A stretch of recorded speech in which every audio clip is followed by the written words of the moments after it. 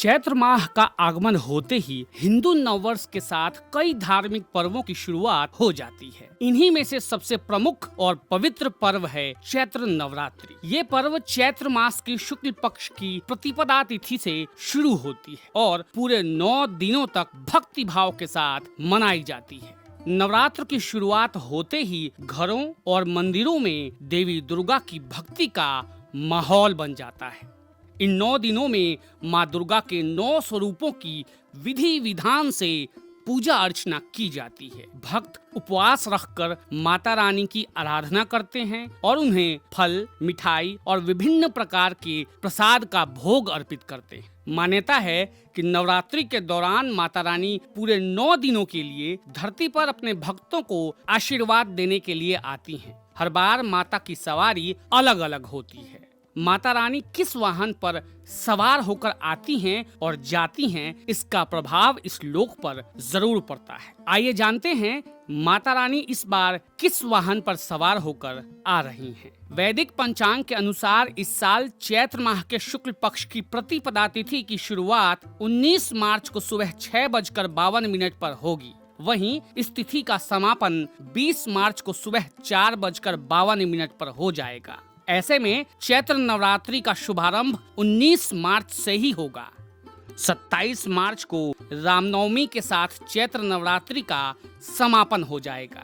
देवी पुराण के अनुसार अगर गुरुवार या शुक्रवार को नवरात्र प्रारंभ हो तो इसका अर्थ है कि माँ डोली या पालकी पर धरती पर आती हैं, जिसे सामान्यतः अशुभ माना जाता है क्योंकि ये अस्थिरता और चुनौतियों का संकेत माना जाता है। माँ दुर्गा का पालकी पर आगमन विशेष शुभ संकेत नहीं माना जाता। मान्यताओं के मुताबिक जब माता डोली पर सवार होकर आती हैं तो इसे कई प्रकार की चुनौतियों का संकेत माना जाता है। माना जाता है कि ऐसे समय में देश की आर्थिक स्थिति पर असर पड़ सकता है और आर्थिक मंदी जैसी परिस्थितियां बनने की आशंका रहती है। इसके साथ ही प्रकृति भी अपना उग्र रूप दिखा सकती है, जिससे कहीं कहीं प्राकृतिक आपदाओं के कारण जन धन की हानि होने की संभावना बढ़ जाती है।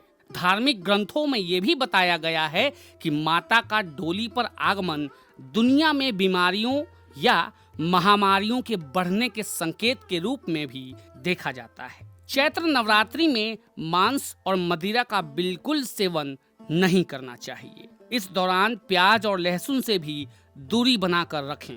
तामसिक भोजन जीवन में परेशानियां खड़ी करता है।